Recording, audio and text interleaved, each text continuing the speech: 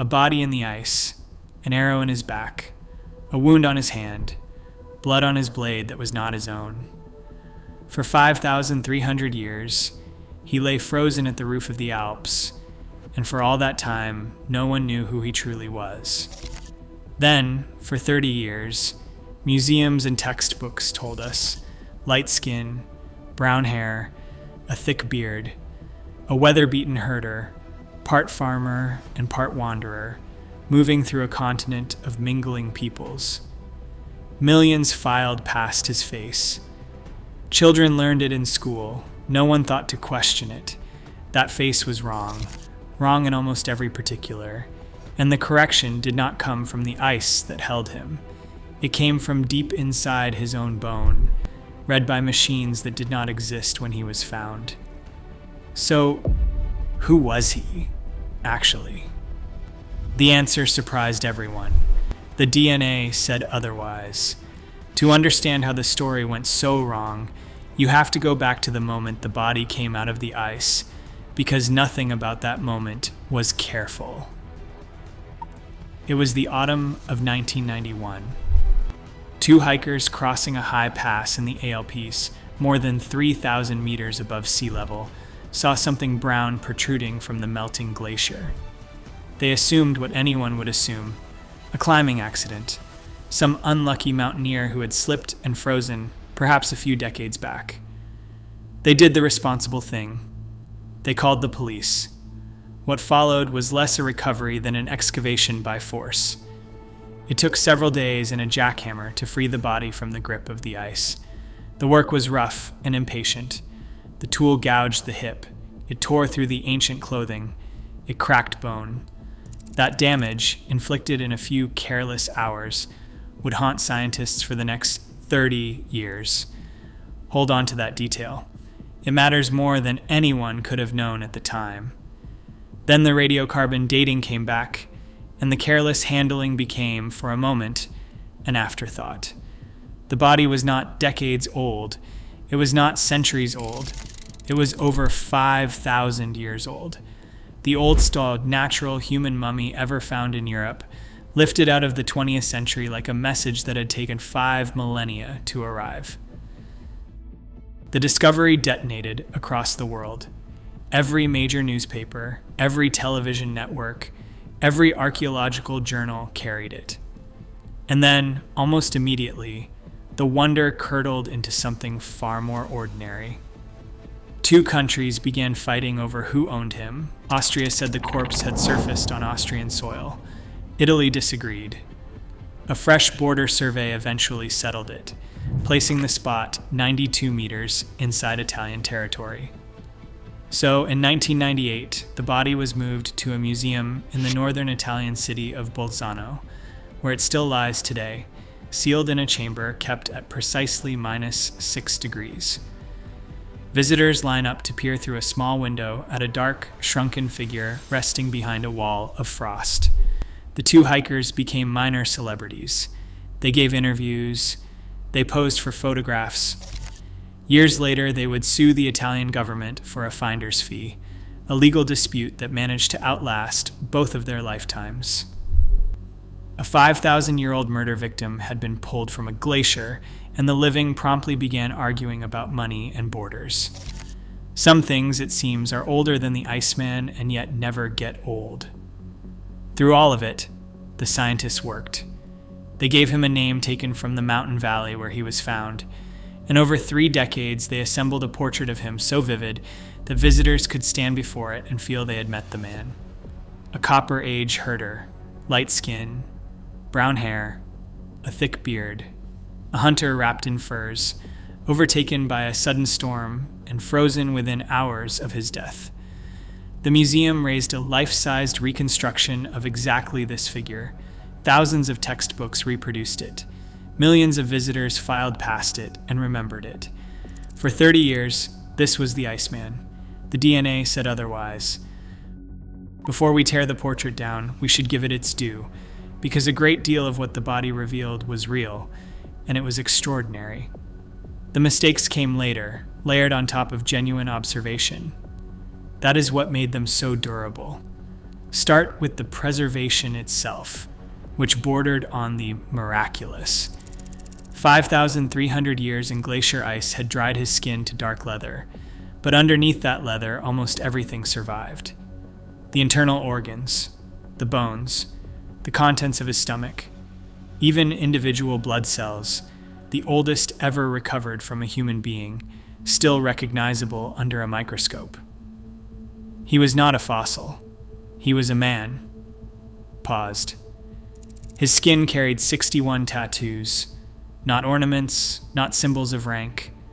They clustered in tight groups around the joints, along the lower back, at the ankles and the knees, and their placement mapped almost exactly onto points used in traditional pain treatment thousands of years later.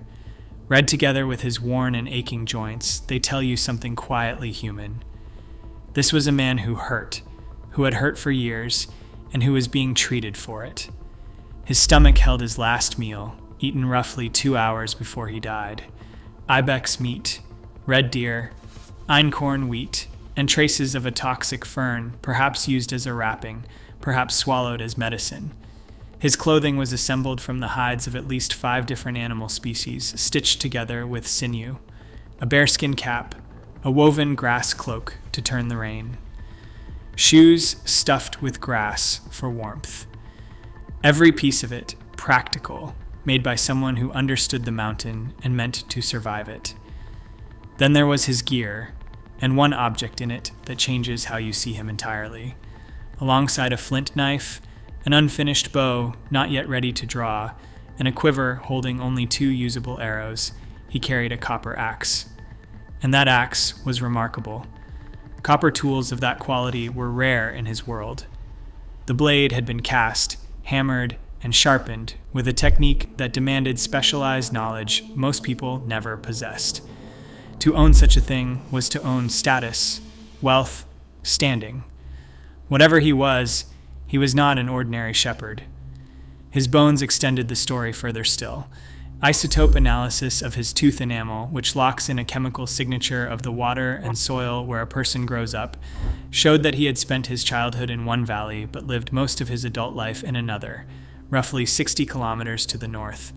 He was not rooted to a single place. He moved. He crossed high passes as a matter of habit. He traveled between communities, a man known on both sides of the mountains. So the figure that emerged from the body alone was already vivid and specific.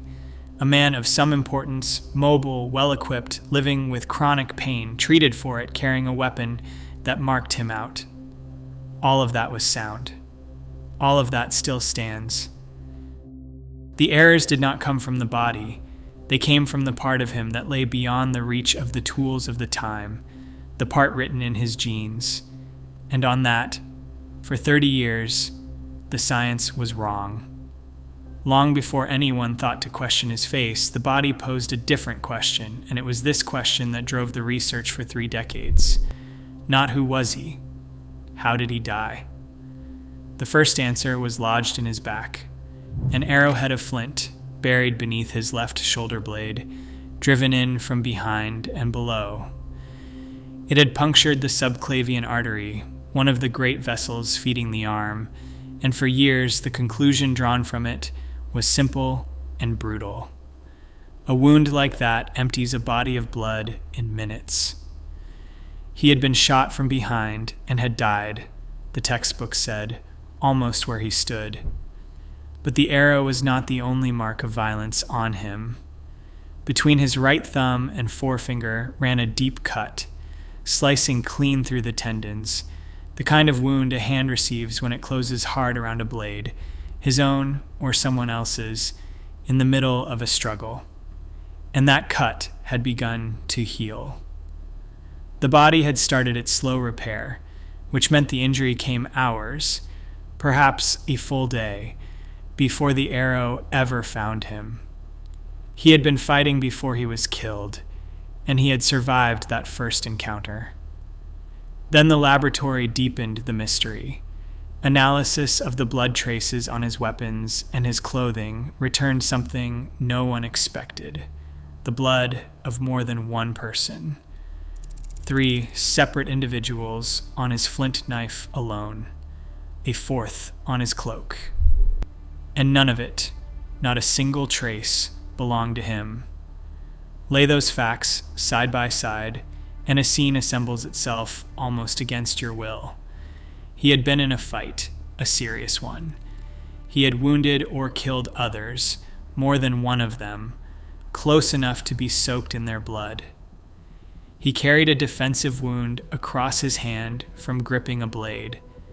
And then, with all of that behind him, someone had followed him to one of the highest and most exposed passes in the entire Alpine chain, far from any shelter, and put an arrow in his back. This was not a hunting accident. This was not a man caught by weather. This was a pursuit that ended in killing, 5,000 years before anyone wrote the word murder.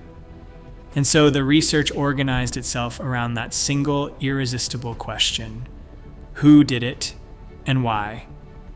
The wound, the blade, the foreign blood, the high lonely pass, all of it pointed toward a story of violence that historians and forensic scientists would spend 30 years trying to reconstruct. And reconstruct it they did, with real skill. They mapped the angle of the shot. They studied the flint. They built timelines from the healing of his hand. The investigation into how the Iceman died became one of the most detailed forensic examinations ever performed on an ancient human being, and much of what it found has held firm. But here's the quiet irony at the center of it all. While the science was busy answering how this man died, it was also, in parallel, drawing a picture of who he had been in life. And that picture, assembled with the same care and the same confidence, was almost entirely wrong. The DNA said otherwise. To understand how the face went wrong, you have to understand how reasonable the mistake looked at the time. It was not carelessness. It was the best science the era could offer, and it pointed confidently in the wrong direction. The first real attempt to read his ancestry came from a genome sequenced in 2012. By the standards of today, it was a thin reading, low coverage, the genetic equivalent of a photograph taken in poor light. But it was enough, the team believed, to sketch the man.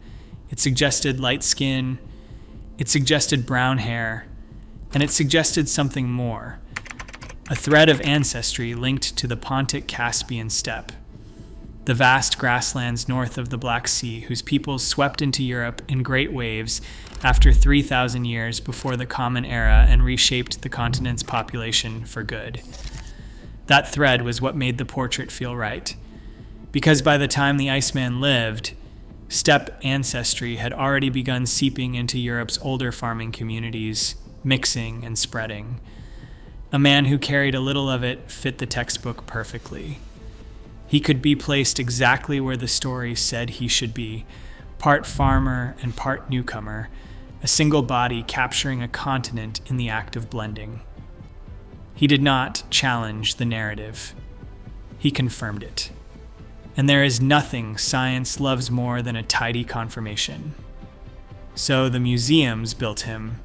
They took the data and gave it a face, a lean, weather-beaten, bearded face, staring out from glass cases in Bolzano, in Vienna, in traveling exhibitions that carried him around the world.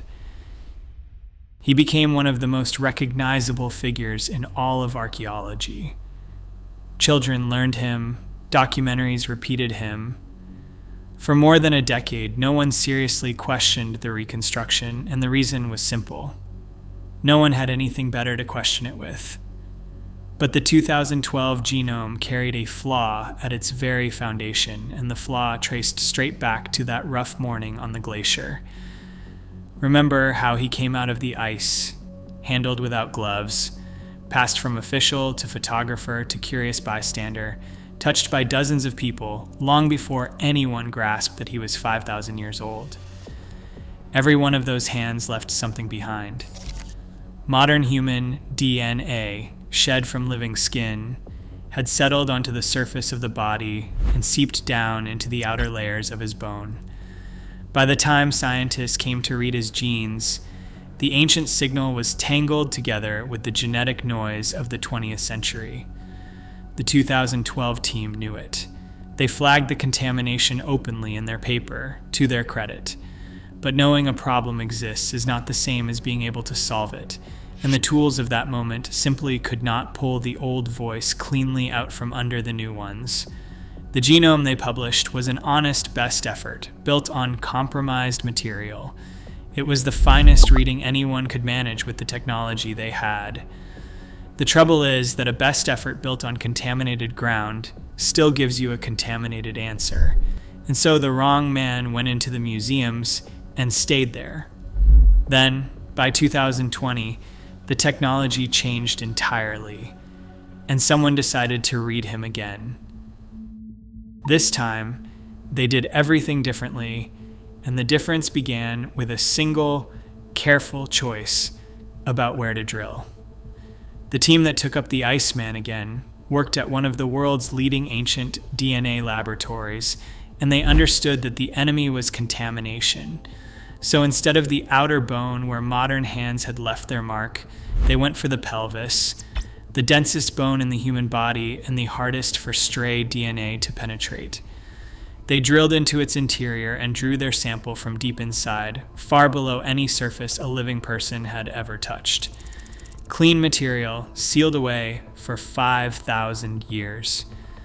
What came back was not a photograph taken in poor light. It was a reading of 15.3 times coverage, roughly 15 times the depth of the 2012 effort. At that resolution, every gene is read over and over until statistical noise all but vanishes, and what remains is simply the man himself.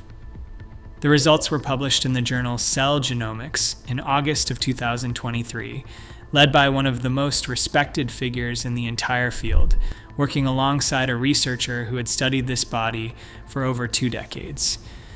And those results took the museum reconstruction apart, piece by piece. For 30 years, the world was shown a man with light skin. The DNA said otherwise. His genome carried some of the darkest skin pigmentation recorded for any European of his period.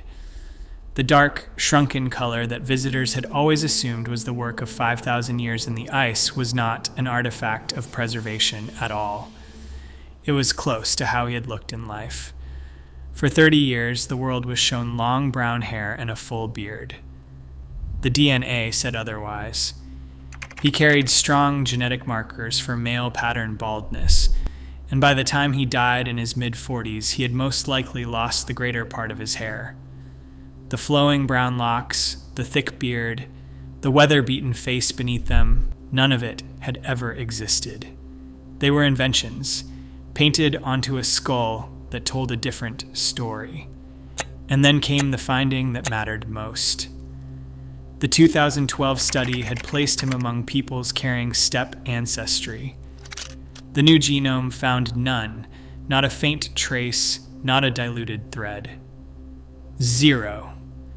His ancestry was almost entirely Anatolian Neolithic farmer, descended from the population that had migrated into Europe from what is now Turkey thousands of years before his birth, and which was being steadily replaced across the continent by the very steppe newcomers he was supposed to embody. He was not a hybrid. He was a relic. His genome held more Anatolian farmer ancestry than any other European of his era ever sequenced, an outlier at the far edge of the record. While the rest of Europe blended and changed around him, he carried, almost untouched, the bloodline of a world that was already disappearing. The last of a vanishing lineage, walking through mountains that were quietly forgetting his kind, even as he crossed them. He had been miscast in his own story for 30 years, but the genome was only the first surprise. The manner of his death was about to change too. If the genome rewrote who he was, a fresh look at his wounds was about to rewrite how he died, and it overturned the cleanest part of the whole story.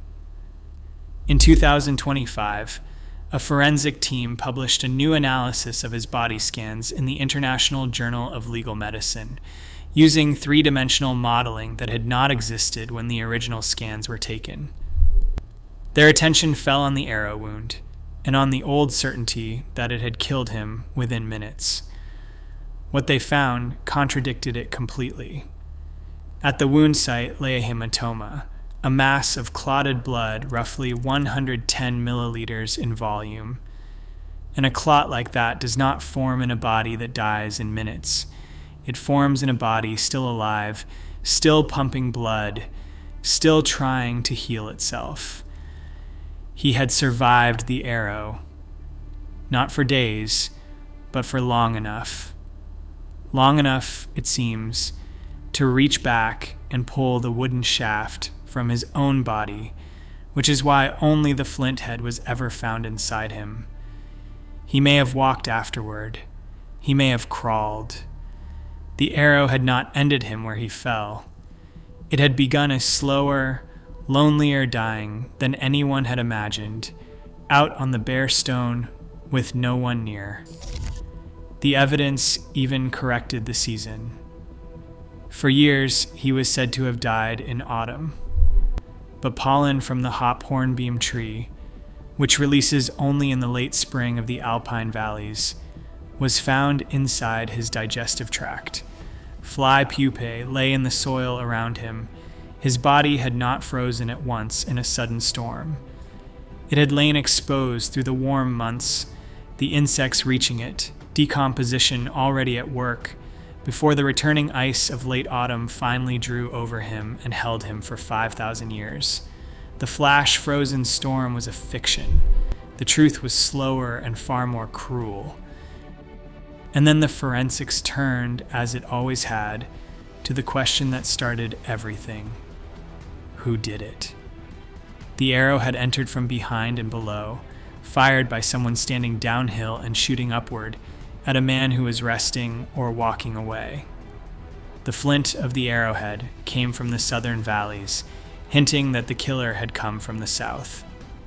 Set beside the foreign blood on his blade and the defensive cut across his hand, a scene takes shape. A violent confrontation. A man who had wounded others and fled north into the high mountains carrying his copper axe, his unfinished bow, and a quiver almost empty.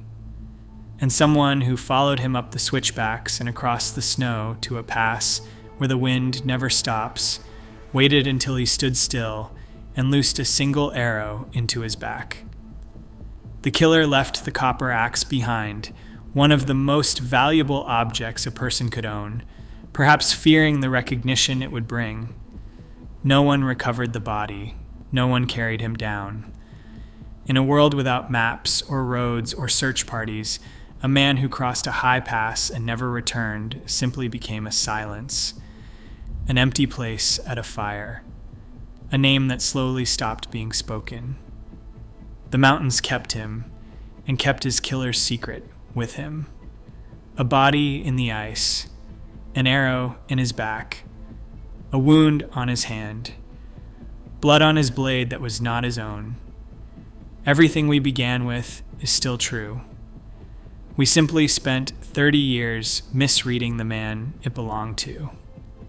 Let us be honest about the limits. The DNA could not name his killer. It cannot tell us what the fight was about, or whether the one who loosed that arrow ever spoke of it again.